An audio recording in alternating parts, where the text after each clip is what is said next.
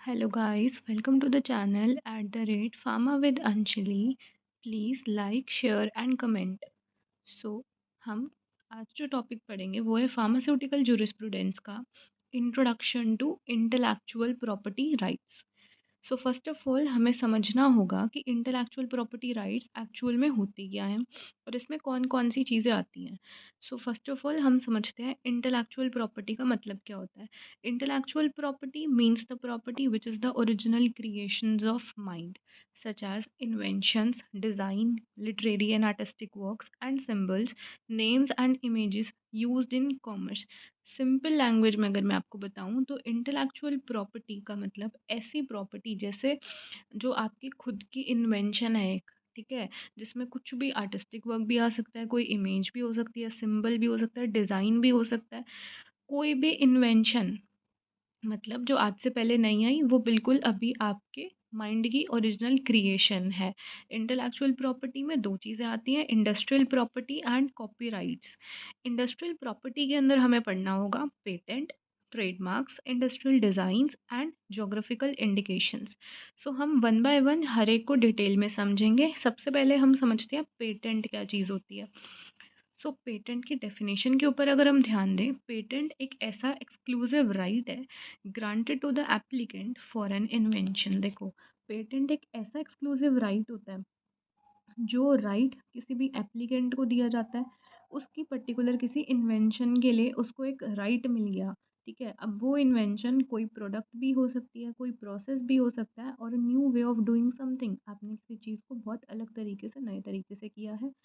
And also वो कोई नया टेक्निकल सॉल्यूशन भी हो सकता है किसी प्रॉब्लम के लिए। तो इसमें क्या होता है, अब जिस पर्सन को वो राइट मिला है उसके अलावा जो भी अदर पर्सन होगा वो उस पर्टिकुलर इन्वेंशन को, प्रोडक्ट को, जो भी चीज़ है, उस पेटेंट करी हुई चीज़ को कमर्शियली ना तो वो यूज़ कर सकता है, ना तो सोल्ड कर सकता है, ना इम्पोर्ट कर सकता है, ना डिस्ट्रीब्यूट कर सकता है, ठीक है। फिर उसके बाद आता है without the patent owner consent. That means patent के बिना कंसेंट के, बिना मंजूरी लिए, उसके बिना कंसेंट के दूसरा कोई पर्सन आपकी पेटेंट करी हुई चीज़ का कुछ भी नहीं कर सकता, ना उसको यूज़ कर सकता है, ना उसको कमर्शियली वो इम्पोर्ट सोल्ड कुछ भी नहीं कर सकता। एंड एक पेटेंट को ग्रांट करा जाता है एक लिमिटेड पीरियड के लिए।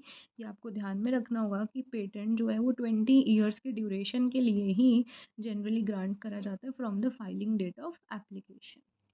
आगे हम समझते हैं कि जो पेटेंट होता है, ये हमारा पेटेंट ग्रांट करा जाता है अंडर द पेटेंट एक्ट 1970, ठीक है। ये this should be remember, patent act 1970 का है और इसके अंदर जो अमेंडमेंट करी गई थी वो करी गई थी हमारी 2005 के अंदर। The owner of the patent has the right to decide who may or may not use the patented invention during the term of protection. That means कि जो भी आपका टाइम पीरियड है, मतलब आपका जैसे लिमिटेड टाइम पीरियड के लिए होता है 20 ईयर्स, तो उस पर्टिकुलर ड्यूरेशन के अंदर ना आपकी उस इन्वेंशन को कौन यूज़ करेगा और कौन नहीं यूज़ करेगा, ठीक है, वो कौन डिसाइड करेगा, आपके पेटेंट का ओनर डिसाइड करेगा। The owner may also sell the rights of invention to another person who the then becomes the new patent. मतलब अब आपको, मतलब मान लो मैं एक पेटेंट की ओनर थी, ठीक है, अब मैंने अपना इन्वेंशन किसी दूसरे पेटेंटी को जब दे दिया, ठीक है, तो अब क्या होता है कि जब आपका वो टाइम पीरियड ख़त्म हो जाता है पेटेंट का, वो पेटेंट जब एक्सपायर हो गया फिर उसकी वो प्रोटेक्शन पीरियड, मतलब अब आप उसको कुछ भी नहीं छेड़खानी कर सकते क्योंकि अब आपका उसके ऊपर राइट ही नहीं है ना। तो अब उस इन्वेंशन जो होगी वो हमारी क्या कर जाएगी, पब्लिक डोमेन के अंदर एंटर कर जाएगी, ठीक है।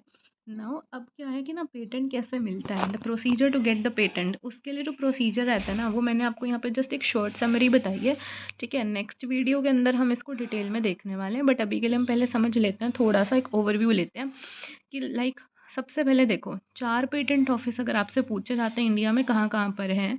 फर्स्ट ऑफ ऑल कोलकाता के अंदर है जो कि हेड पेटेंट ऑफिस रहने वाला है, दूसरा होगा चेन्नई में, फिर होगा दिल्ली के अंदर और एक है मुंबई में। द एप्लीकेशन हमारी जो पेटेंट की रहती है ना वो हमारे डिफरेंट स्टेजेस के थ्रू जाती है। सबसे पहला काम क्या रहने वाला है, अगर आपको पेटेंट पब्लिश करवाना है, एक पेटेंट मिल जाए आपको इस पर्टिकुलर चीज़ पे, जी मुझे पेटेंट करवाना है, तो आप क्या करोगे, सबसे पहले हम एप्लीकेशन की फाइलिंग कर देंगे, ठीक है। अब इसके साथ बहुत सारे डॉक्यूमेंट्स भी सबमिट करने होते हैं, वो हम आगे डिटेल वीडियो में समझेंगे। इसके बाद इसकी पब्लिकेशन होगी, पब्लिकेशन होने के बाद उसका एग्ज़ामिनेशन करा जाएगा, ठीक है? और आपको पेटेंट का ग्रांट हो जाएगा। बट इन केस किसी सामने वाली किसी को भी, कोई भी पार्टी हो सकती है, कोई भी बंदा हो सकता है, पर्सन हो सकता है, अगर उसको ऑपोज़िशन उसने कर दी, विदिन 12 मंथ का ड्यूरेशन रहने वाला है, तो फिर उसके बाद कंट्रोलर का डिसीजन होगा, उसके बेस पर डिसाइड होगा कि अगर उसका सामने वाले की ओपोज़िशन राइट है कि हाँ, उसने सही चीज़ बोली है और वो डिसीजन कंट्रोलर को लगता है कि बिल्कुल सही है, अगेंस्ट है उसके पेटेंट के, तो फिर वो ग्रांट नहीं होगा।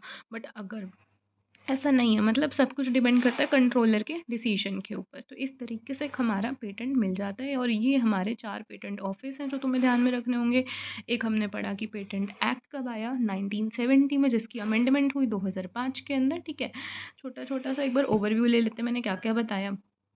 और मैंने आपको बताया कि जो आपका पर्टिकुलर ड्यूरेशन होती है ना, पेटेंट जब आपको मिलता है, उस प्रोटेक्शन टर्म के अंदर ओनर की मर्ज़ी है, वो डिसाइड करेगा कि वो पेटेंट किसको देना है और किसको नहीं देना है, कौन यूज़ कर सकता है, कौन नहीं यूज़ कर सकता, समझ रहे हो? और एक बार पेटेंट एक्सपायर हो गया, फिर वो प्रोटेक्शन एंड हो जाती है और वो इन्वेंशन हमारा पब्लिक डोमेन के अंदर आ जाता है। Thank you. इसी तरीके की और वीडियोज़ के लिए आप प्लीज़ कमेंट कर दीजिए, आपको नेक्स्ट टॉपिक कौन-सा चाहिए, जिसकी आपको बहुत नीड हो कि आपको क्या समझना है। और please like, share and comment. Thank you.